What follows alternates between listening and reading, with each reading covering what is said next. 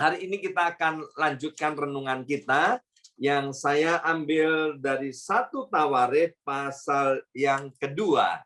Nah, judul di dalam 1 Tawarikh pasal yang kedua adalah keturunan Yehuda. Saya sudah sampaikan pada awal pembacaan kitab Tawarikh bahwa kitab 1 Tawarikh pasal 1 sampai dengan pasal yang ke-9 berisi daftar nama. Apa artinya dengan daftar nama? Ini bukan satu kebetulan, artinya bahwa Tuhan itu mengenal setiap nama-nama orang-orang yang Dia ciptakan. Bahkan kalau kita baca dengan teliti, Saudara, Tuhan mencatat bahwa nama-nama orang ini ada yang sampai kepada keturunan-keturunan yang kesekian, ya. Jadi setiap orang dengan nama-namanya itu begitu berharga dan begitu berarti di hadapan Tuhan. Bahkan di dalam kitab Yesaya dikatakan ya bahwa nama setiap kita ditulis di telapak tangannya Tuhan, ya. Sehingga Tuhan tidak akan pernah melupakan manusia yang diciptakan serupa dan segambar dengan Tuhan. Nah, hari ini saya akan membacakan satu ayat dari ayat yang ketiga. 1 Tawarikh pasal 2 ayat yang ketiga. Demikian bunyi firman Tuhan, anak-anak Yehuda ialah R. Ya, bersama saya ucapkan R, 2, 3, R. Ya, saya nggak tahu ini nama yang paling singkat atau tidak. Ya, namanya cuma 2 huruf E, R. Ya, anak-anak Yehuda ialah R. Onan dan Shelah, 3 orang yang lahir bagi dia dari anak perempuan Syua, perempuan Kanaan itu. Tetapi anak sulung Yehuda itu adalah jahat di mata Tuhan. Maka ia, yaitu Tuhan, membunuhnya. Wah, horor banget, saudara, ya. Jadi di sini ditulis bahwa salah satu keturunan daripada Yehuda itu bernama R. R ini karena jahat di mata Tuhan, maka Tuhan membunuh R. Ya, perhatikan kata jahat di mata Tuhan. Saya tidak yakin apakah R itu jahat di mata teman-temannya. Tapi yang jelas R itu jahat di mata Tuhan. Saya dalam pelayanan bersama istri saya pernah berjumpa dengan beberapa keluarga. Ya, salah satunya begini, Bapak Ibu sekalian, ada satu keluarga, itu adalah keluarga yang cukup terkenal di kotanya. Selain terkenal karena baiknya, terkenal juga karena murah hati, ya. Murah hati. Keluarga ini sangat murah hati kepada orang berbagai agama apapun di Indonesia. Dia bermurah hati, dia berjiwa sosial luar biasa. Sehingga di lingkungannya, ya, di kelompok teman-temannya, saudara, dia dikenal sebagai orang yang baik, ya. Tetapi di dalam keluarganya sendiri, ya, satu kali si suaminya bilang begini, Pak, Bapak lihat ya, istri saya ini teman-temannya kalau dia punya 100 teman, maka 101 temannya itu akan mengatakan bahwa istri saya ini adalah orang yang paling baik di atas muka bumi ini. Dan itu memang kenyataan, Bapak Ibu sekalian. Jadi istri dari Bapak ini temannya banyak dan dia itu dipuja-puji, disukai oleh teman-temannya. Tetapi di hadapan suaminya, dia adalah istri yang nggak becus, istri yang tidak betul. Di hadapan anak-anaknya, dia adalah mama yang tidak baik. Jadi di lingkungan teman-teman dia terkenal baik, tetapi di lingkungan keluarga dia nggak terkenal baik. Dia bilang begini, Bapak tahu Lucifer nggak? Oh ya tahu, ya kan? Kalau Bapak tahu kan, Lucifer itu jahat. Nah, istri saya lebih jahat daripada Lucifer. Anak-anaknya juga bilang begitu, Bapak Ibu sekalian, ya.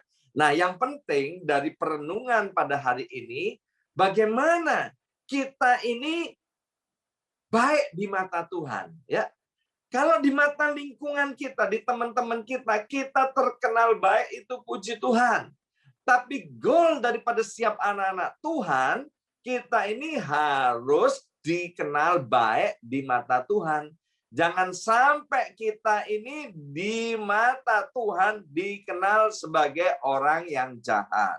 Sebab kalau di mata Tuhan dikenal sebagai orang yang jahat, maka Tuhan setelah memberi kesempatan kepada setiap kita untuk bertobat, tetapi tidak mau bertobat, maka maaf Tuhan tidak segan-segan untuk membunuhnya. Kita masih ingat di dalam Alkitab dikatakan begini, upah dosa adalah maut.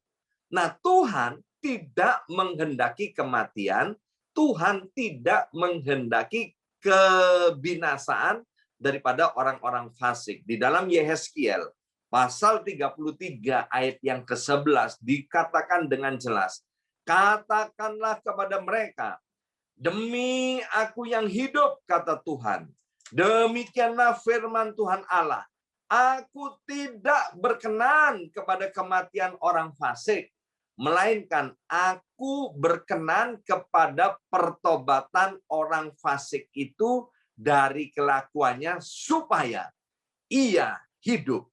Bertobatlah, bertobatlah dari hidupmu yang jahat itu. Mengapakah kamu akan mati, hai kaum Israel? Minta maaf nih Bapak Ibu saudara sekalian, ya, hari pertama di minggu ini kok pas firman-Nya tentang bertobat, bertobat, bertobat, ya. Jadi mari Bapak Ibu saudara sekalian, Tuhan mau supaya hidup kita itu ada di dalam hidup pertobatan dari waktu ke waktu. Maka itu mengapa salah satunya saya mengajak Bapak Ibu untuk kita bersama-sama berdoa Bapa kami yang ada di sorga. Salah satu tujuannya karena di dalam doa Bapa kami itu, ya, itu kan ada begini Bapak Ibu sekalian, bahwa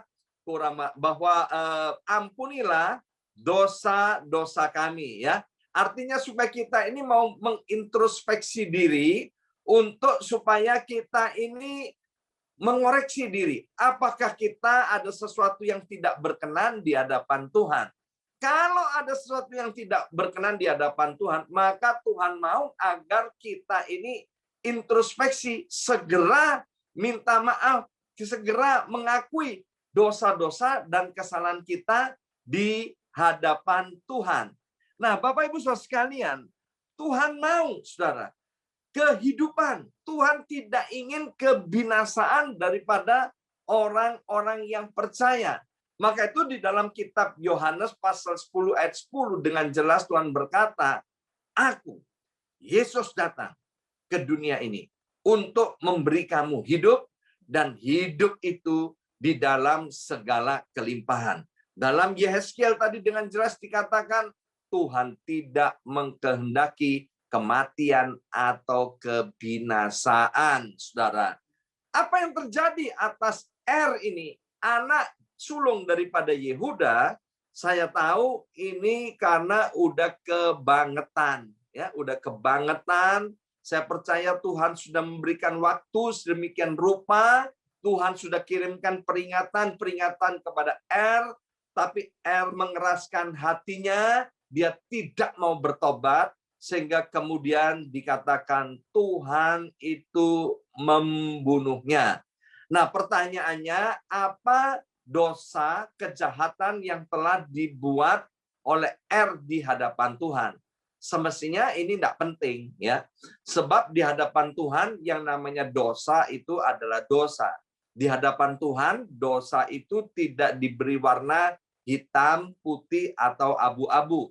Di hadapan Tuhan, dosa tidak diberi ukuran besar dan kecil. Yang namanya dosa adalah dosa. Nah, kalau Bapak Ibu Saudara sekalian kepingin tahu dosa daripada itu apa? Dosa daripada ini yang dalam hal ini adalah dosa seksual. Ini adalah satu pribadi yang hidup seks bebas dan dia tidak peduli dengan keluarganya. Ya, itu dosa daripada R.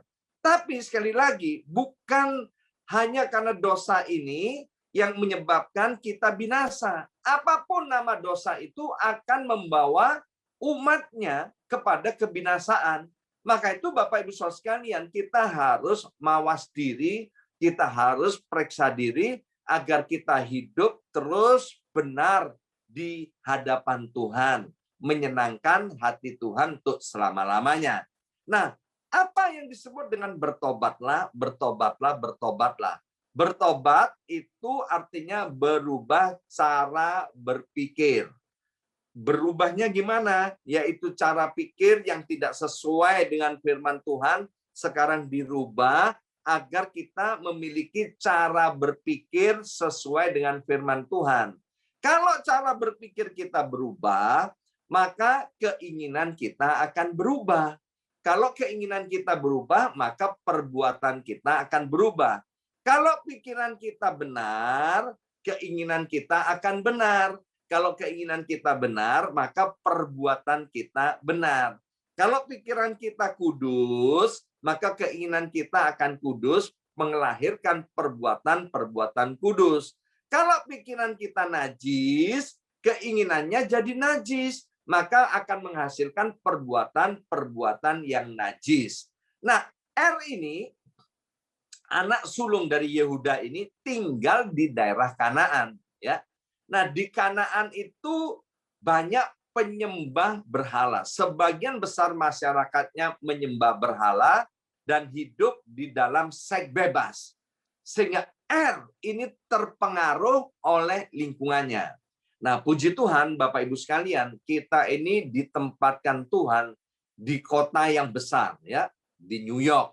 Kemudian di kota besar, ada yang di Jakarta, di Surabaya, dan lain sebagainya. Ini bukan satu kebetulan loh, Tuhan taruh kita di kota-kota besar. Satu hal yang saya tahu, karena kita ini sudah berkemenangan, maka Tuhan taruh kita di kota-kota yang besar ini, ya. Mengapa? Agar supaya dengan situasi kota yang besar ini, kita ini dapat menjadi influencer. Kita dapat memberikan dampak yang baik di kota-kota di mana Tuhan tempatkan kita. Mungkin kota di mana kita tinggal dikenal sebagai kota maksiat, kota yang penuh dengan dosa. Tapi kalau kita mau mawas diri, kita mau introspeksi diri, maka lingkungan itu tidak akan bisa mempengaruhi kita. Sekali kudus, kita tetap kudus. Sekali hidup benar, kita akan terus hidup benar. Lingkungan jangan sampai dijadikan alasan untuk membenarkan kita hidup tidak benar. Lingkungan jangan sampai menjadikan alasan buat kita untuk kita kompromi dengan dosa. R berbuat dosa karena lingkungannya. Tetapi kita melihat bagaimana banyak tokoh-tokoh Alkitab, Bapak Ibu sekalian, karena lingkungannya yang bobrok, tapi mereka tetap ada di dalam jalan yang benar, jalannya Tuhan. Sejak zaman dulu, saudara, ya lingkungan itu selalu ada namanya lingkungan yang tidak baik, lingkungan yang jahat. Tetapi tinggal keputusan kita itu mau mempengaruhi atau kita itu dipengaruhi. Maka itu Bapak Ibu Saudara sekalian, pesan Tuhan hari ini, jangan mau kita dipengaruhi oleh lingkungan yang buruk, tapi sebaliknya, mari kita mempengaruhi lingkungan di mana Tuhan tempatkan kita ini, agar orang-orang di komunitas kita, di keluarga kita, di lingkungan kita, bisa melihat bahwa di tengah-tengah situasi yang tidak baik, kita tetap bisa hidup berkenan dan menyenangkan hati Tuhan dan tidak kompromi terhadap dosa. Jadi pesan Tuhan hari ini, hiduplah dalam pertobatan dari waktu ke waktu. Amin. Mari kita berdoa, materaikan kebenaran firman Tuhan, Allah Roh Kudus, terima kasih buat penolong ini. Terima kasih Bapak untuk Roh Kudus ini yang menolong kami, yang memberikan kekuatan dan kemampuan untuk kami hidup terus berkenan dan menyenangkan hati Tuhan. sehingga tidak sekali-kali dalam hidup kami itu jahat di pemandangan-Mu. Terima kasih Bapa. Biarlah Roh Kudus terus menyertai setiap kami anak-anak-Mu yang ada di ruangan Zoom ini untuk selama-lamanya. Dalam nama Yesus kami sudah berdoa. Haleluya. Amin.